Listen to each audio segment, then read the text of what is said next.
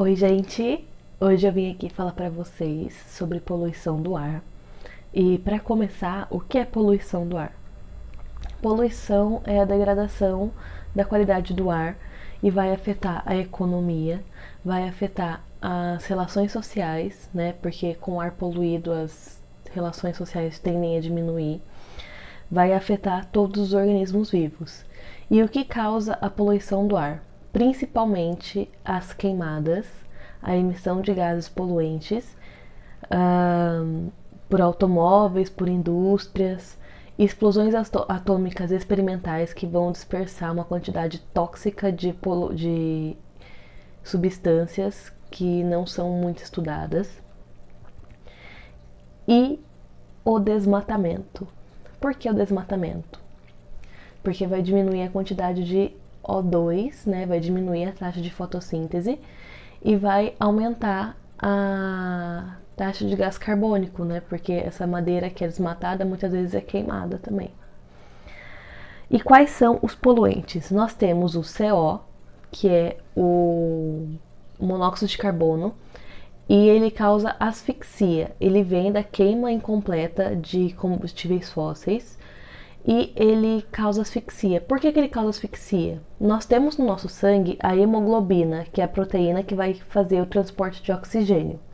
O CO tem afinidade com a hemoglobina, então ele vai se associar à hemoglobina, impedindo o transporte do oxigênio. É como se ele ocupasse o lugar do oxigênio nessa proteína.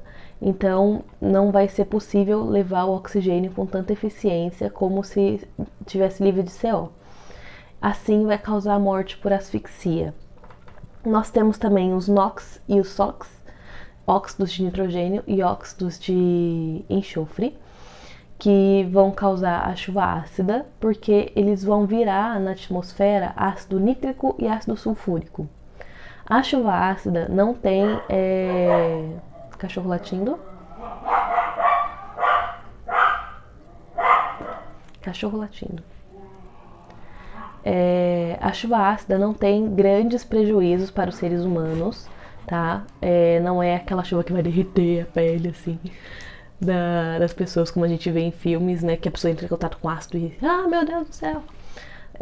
Ela vai degradar monumentos, estragar a pintura de carros e afetar a vegetação, tá? A vegetação vai ficar descorada, vai ficar prejudicada por conta da chuva ácida.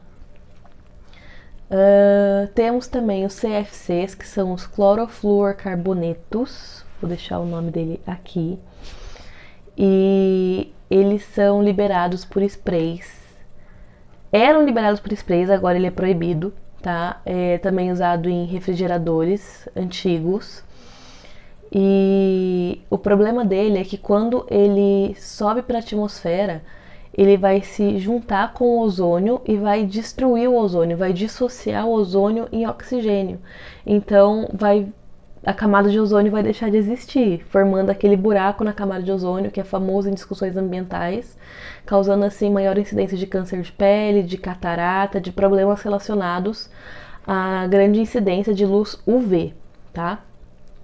E por último, mas não menos importante, nós temos o CO2, que está ligado diretamente ao aquecimento global. Primeiro, é importante a gente saber que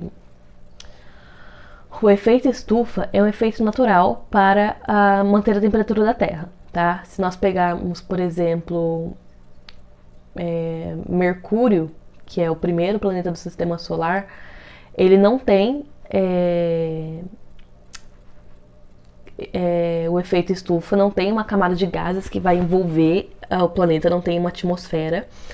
A atmosfera lá é muito rarefeita.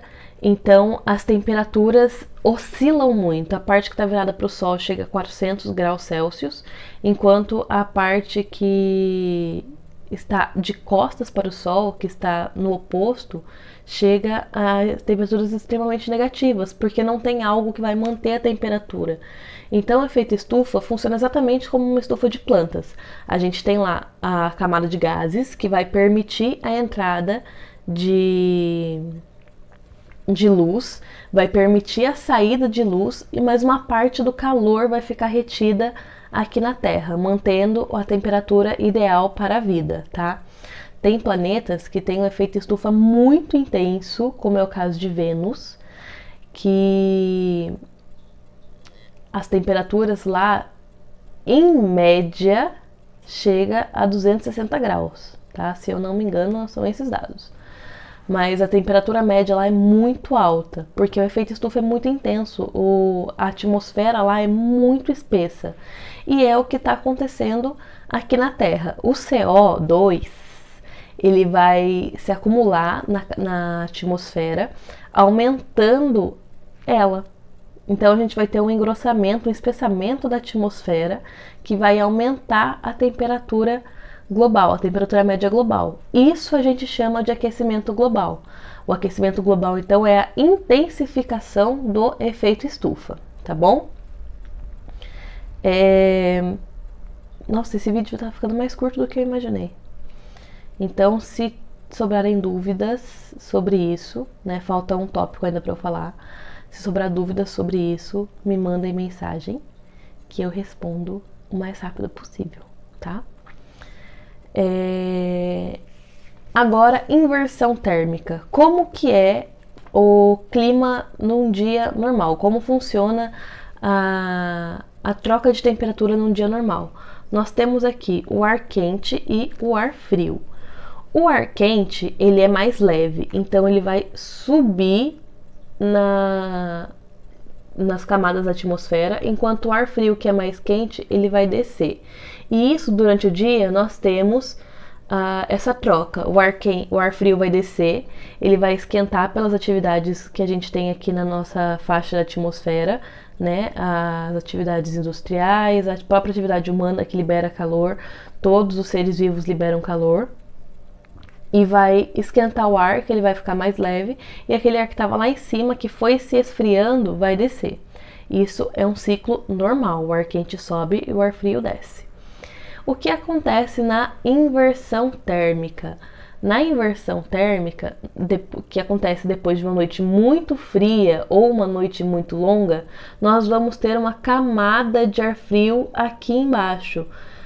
E vai ficar essa camada de ar quente presa entre duas camadas de ar frio. Eu já fiz um vídeo sobre isso, eu vou deixar linkado aqui também, caso restem dúvidas. E o que acontece então?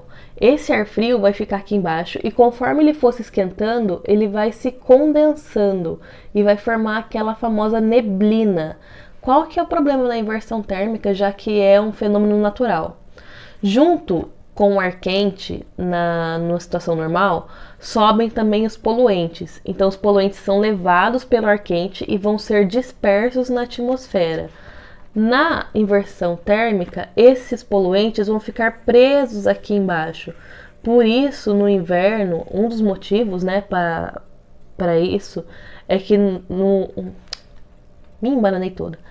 Um dos efeitos disso é que no inverno nós temos maior incidência de doenças respiratórias, porque os poluentes ficam todos presos aqui, aí juntam os poluentes mais o ar frio, não tem sistema respiratório que aguente, tá? Então, esse é o problema da inversão térmica, os poluentes vão ficar nessa camada aqui e vai formar o que a gente chama de smog, que é neblina e poluentes tudo junto aqui na nossa camada da atmosfera, tá bom?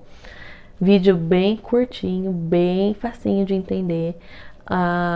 É importante a gente lembrar também que agora, nessa época de quarentena, a poluição em São Paulo diminuiu, né? Assim como em outras cidades do mundo, a poluição tem diminuído em níveis, tipo, absurdos por conta da quarentena. E também é legal a gente lembrar que há um tempo atrás nós tivemos uma tarde, uma semana em São Paulo que foi de intenso escuro durante o dia. O céu ficou muito vermelho. E por que isso aconteceu? A gente não pode deixar de lembrar que tudo está interligado. E a Amazônia está ligada sim com o Sudeste, que é a nossa região. Então, o que acontece lá? aconteceram aquelas queimadas, né? Aquele intenso desmatamento lá na Amazônia, levantou uma camada muito grande de fuligem e os rios voadores, que é a umidade trazida pelo vento, trouxe também fuligem, trouxe parte daquela poluição que foi gerada na Amazônia para São Paulo e intensificou problemas respiratórios, intensificou problemas gerais relacionados à poluição.